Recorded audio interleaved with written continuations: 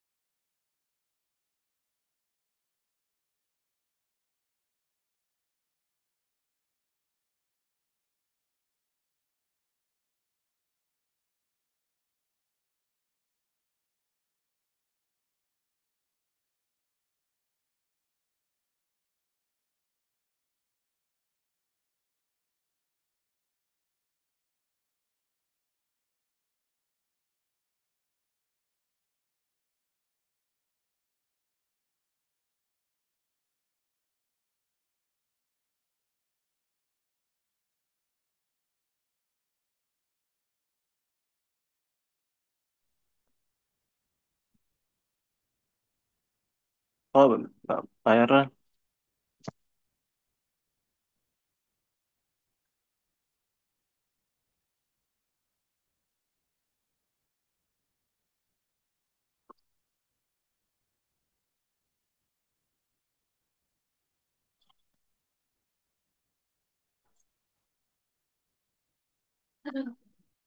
Ibu dipiara sih.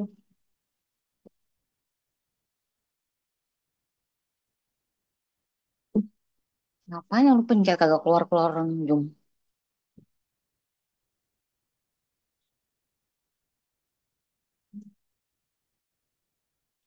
coba WA dah. Orang bilang tadi WA, WA, WA. Ngeliatin. Kayak yang kemarin, Pipin. Aduh, anak.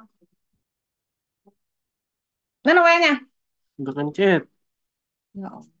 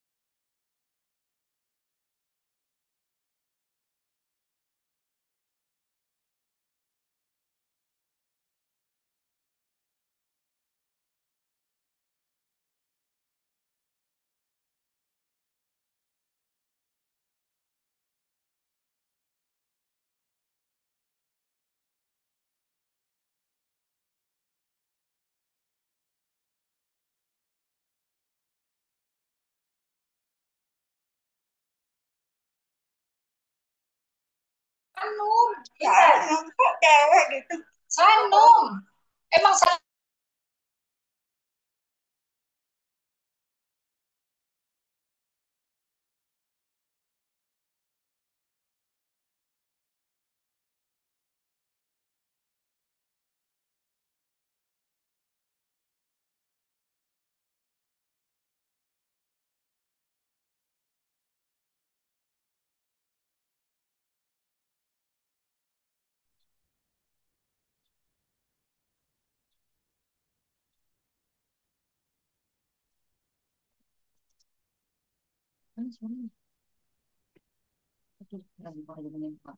Mana?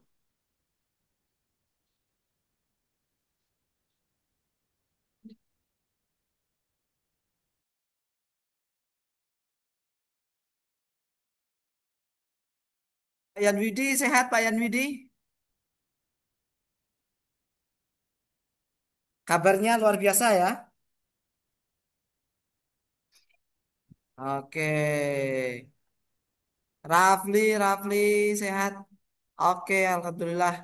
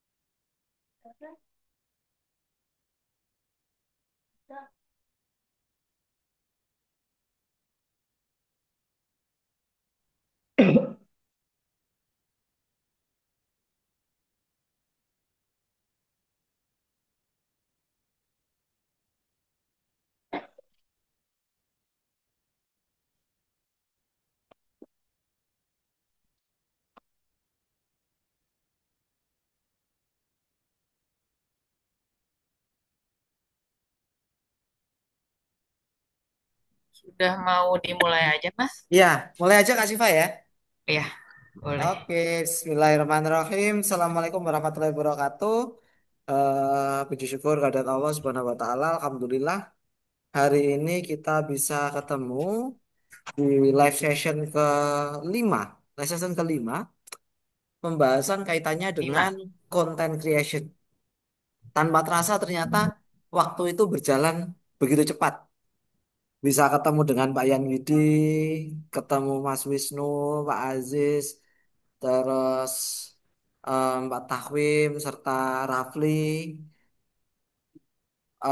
Kak Nita, utamanya ini yang punya kelas ini Kak Siva ini luar biasa ini. Telaten banget temani anggota kelas kita.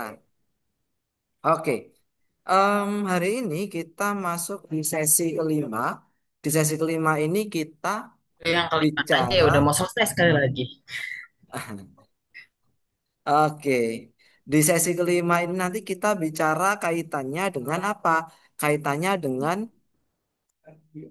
bagaimana membangun audiens dan tanggung jawab dalam content creation. Nah, oke, izin saya share screen terlebih dahulu ya. Oke, saya. Oke. Kelihatan slide saya, teman-teman? Kelihatan ya? Oke, Kak Siva, slide saya kelihatan Kak Siva? Kan? Kelihatan ya? Oke, Ya. kelihatan. Hadir sesi 5. Siap, Pak Widi. Nah, keren nih Pak Widi Kelihatan. ini semangat nih. Sebelumnya mau foto bersama dulu bisa, Pak? Oke, iya lupa saya. Kita foto bersama dulu ya. Nah, untuk kawan-kawan silakan untuk open cam-nya. Nanti fotonya kita share di grup. Kita share di grup. Oke. Coba. Baru berapa orang nih ya? Banyak yang ke close deh kayaknya Zoom-nya ya. Iya, kayaknya memang koneksinya atau apa ya. Bentar ya. Bu Nita, gimana kabarnya, Bu? Baik. Alhamdulillah. Pak Aziz sehat ya? Semangat Pak Aziz. Oke. Oke, semuanya minta jempolnya dua, minta jempolnya dua. Ini Kak Siva biar moto ini nggak bisa munculin jempolnya. Oke, Kak Siva foto Ya, dong. 1, 2. Oke, siap. Nanti di share di grup. Oke, Bentar oke. lagi. Gimana lagi Kak Siva posenya?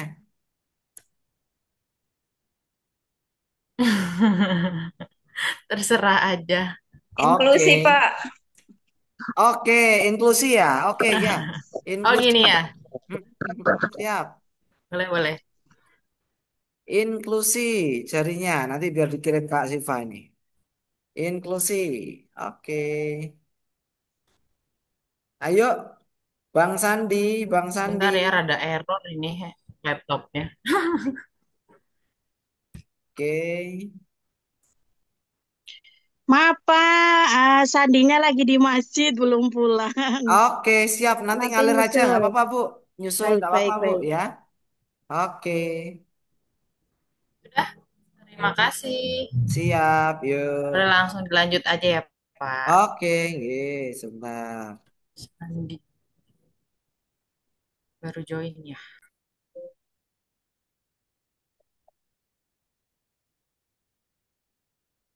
Oke, saya lanjutkan untuk share screen-nya ya. Nah, jadi kita di sini akan bicara kaitannya gimana sih ketika kita itu menghadapi audiens yang tentunya audiens ini adalah aset kita, Bapak Ibu, teman-teman. Jadi dia itu adalah aset kita yang dimana ini nanti akan menentukan konten kita itu nanti seperti apa. Terus bagaimana kita itu tanggung jawab juga terhadap konten yang kita produksi. Jadi tema hari ini kita bicara gimana sih kita membangun audiens serta tanggung jawab dalam konten creationnya. Kita sebagai konten kreatornya itu seperti apa? Kita mesti eh, menjawab tantangan yang saat ini hadir. Nah, apa yang kita pelajari hari ini ada 4 hal yang kita pelajari. Yang pertama adalah kita bicara audiens dalam konten creator itu seperti apa. Ini yang nanti akan kita pelajari, topik pertamanya. Topik keduanya itu adalah gimana sih nanti kita itu teknis membangun komunitasnya. Jadi cara membangun komunitas itu mulai dari kelompoknya, entah di platform sosial media, Facebook, Instagram, atau yang lainnya. Terus ada yang namanya interaksi dengan konten. Jadi engagementnya gimana, CTA-nya gimana, itu nanti akan kita bicarakan. Yang paling akhir dari semuanya ini, kita wajib bertanggung jawab terhadap konten apa yang kita buat dan kita publish. Jadi belum dipublish pun kita harus tetap bertanggung jawab. Karena kenapa? Ini merupakan karya kita. Nah, 4 hal inilah yang nanti akan kita pelajari. Oke, kita lanjutkan. Saya ingin tahu saat ini adakah teman-teman yang followernya di atas 10? Tulis di kolom komentar, kolom chat. Yang followernya di atas 10, saya ingin tahu. Oke, Wisnu Andika Triyatno. Oke, Mas Wisnu berapa followernya? Yang lainnya di atas 10. Sandi ini sering live ini. Wah, ini saya sering melihat juga. Saya Pak di TikTok. Oke. Bu Enita, oke, sebutkan aja followernya berapa, nama akunnya apa. Nah, nanti saya follow. Saya follow ya. Saya follow. Jadi kita di sini biar bisa saling follow, bisa saling berinteraksi di kelas kita hari ini. Oke. Oh, saya Pak. Oh, Pak Joko juga lebih dari 10. Nah, saya naikkan yang lebih dari 100. Adakah yang lebih dari 100? Yang lebih dari 100?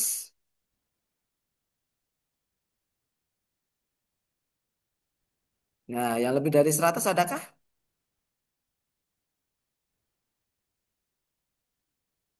Nah, nanti secara bertahap ketika kita sering melakukan live, sering melakukan interaksi, maka follower itu nanti pasti oke, Nita Blackpink. Oke, ya siap. Wah, Pak Joko luar biasa. 1.500. Oke, sudah saya follow Bapak. Nama akunnya Nita Blackpink. Oke. Ini yang Instagram atau TikTok ya? Oh, di Instagram. Oke, oke, nanti saya ceknya untuk saya follow back ya. Oke. Nah, ngomongin audien tentu bagaimana kita itu me- membicarakan kaitannya strategi efektif yang di mana ini menjadi kunci interaksi kita dengan follower follower kita. Ini yang perlu kita ketahui dan perlu kita pahami. Sehingga apa? Ini nanti menimbulkan apa? Menimbulkan istilahnya semacam orang itu akan menunggu konten-konten kita. Jadi ketika itu kita memahami audien, maka kita nanti akan tahu konten apa yang nanti perlu kita ciptakan. Kita lanjutkan.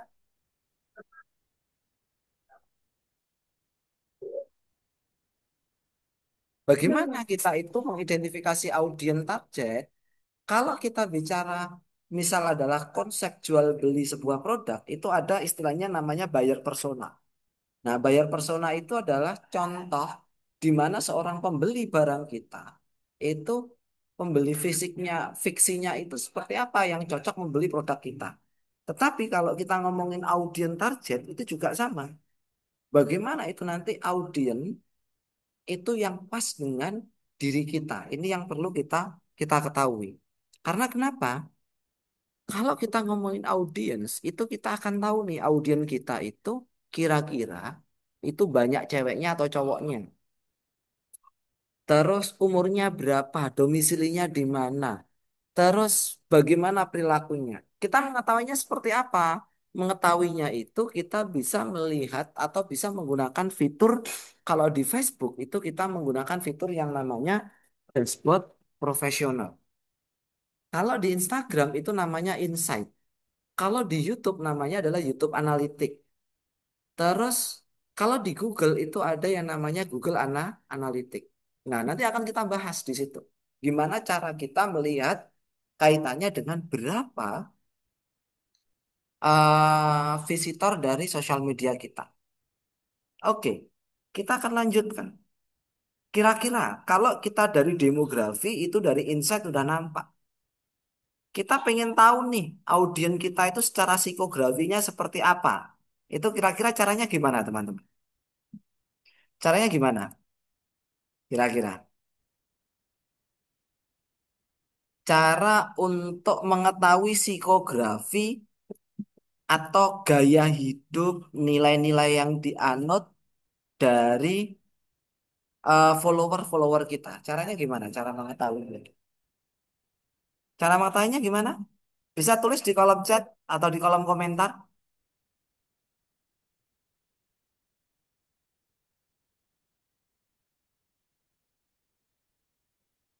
Cara mengetahuinya itu adalah kita melakukan stalking atau kita lakukan melihat platform sosial medianya mereka. Oh, yang diposting itu apa? Followernya siapa? Itu kita akan tahu psikografinya. Terus perilaku juga sama. Bagaimana kita mengetahui konsumsi media yang dia sering kunjungi atau jadi referensi. Itu caranya juga dari apa yang mereka posting. Ini yang perlu dipahami.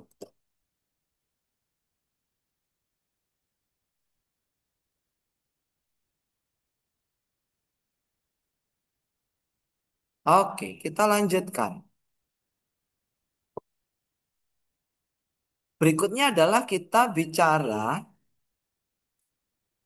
bicara kaitannya dengan bagaimana kita bisa mengidentifikasi audiens target. Nah, cara mengidentifikasi audiens target yang perlu dipahami adalah kita paham betul nih nanti konten kreator itu tahu kebutuhan mereka. Tentunya itu adalah hasil dari market research. Nah, market research ini yang perlu dipahami adalah market research itu adalah kalau kita udah selesai kaitannya dengan identifikasi kebutuhan internal diri kita. Kalau untuk personal branding maka siapa sih saya? Terus nanti kira-kira yang nanti memfollow saya itu orang-orang seperti apa? Itu udah selesai. Dan juga yang terpenting untuk materi identifikasi dan kalender konten itu sudah selesai.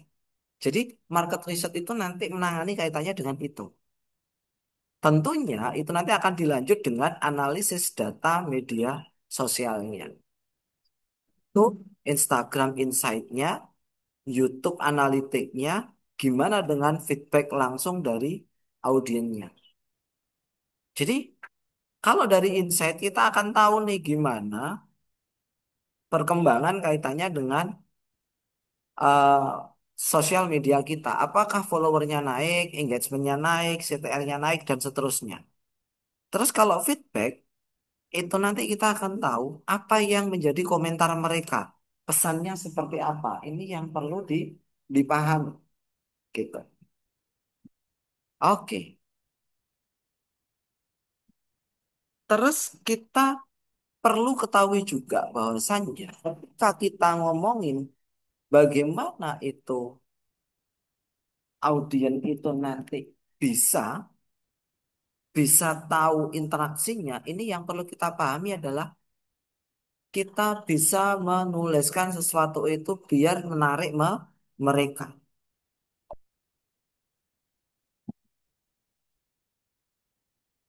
Oke, kita lanjutkan. Gimana sih kita itu perlu cara membangun yang namanya sebuah komunitas. Nah, teknik membangun komunitas yang perlu dipahami adalah kita itu bisa diawali dengan membuat semacam saluran-saluran. Saluran yang saat ini ada itu di Instagram ada. Terus di Facebook ada grup, ada model langganan dan lain sebagainya. Nah, di situ itu kita bisa membuat komunitas yang seide dengan konten-konten kita. Sehingga kalau secara maknanya komunitas itu adalah sekelompok orang yang memiliki ketertarikan yang sama terhadap konten yang dibuat. Sehingga di sini nanti engagementnya itu bisa lebih tinggi. Engagementnya bisa lebih tinggi. Nah, persoalannya kadang itu kita itu belum konsisten kaitannya dengan pembuatan konten. Ini yang sering terjadi. Jadi, pembuatan konten nggak konsisten akhirnya apa?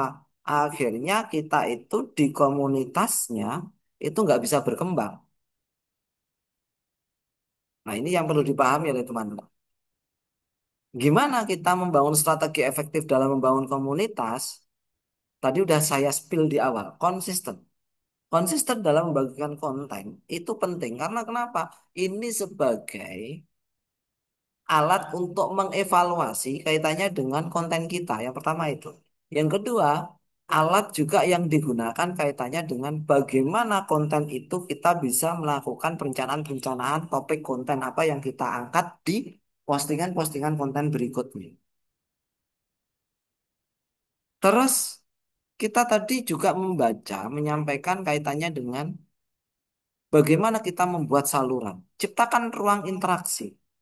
Di Facebook ada grup, ada forum, di Instagram ada saluran, di WhatsApp ada saluran, terus di YouTube ada konten eksklusif atau konten berlangganan.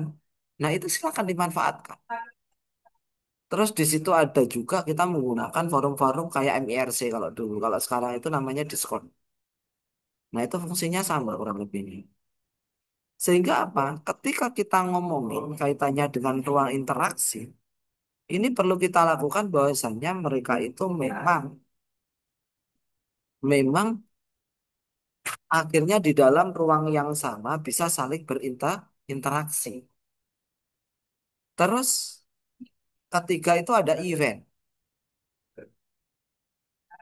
Di dalam event ini tentunya itu kita bisa berdiskusi, kita bisa lakukan live yang dari situ kita bisa memberikan reward kepada audiens kita.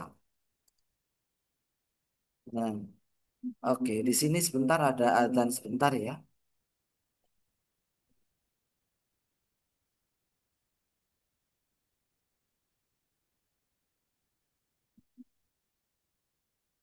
Kita tunggu adzannya sebentar.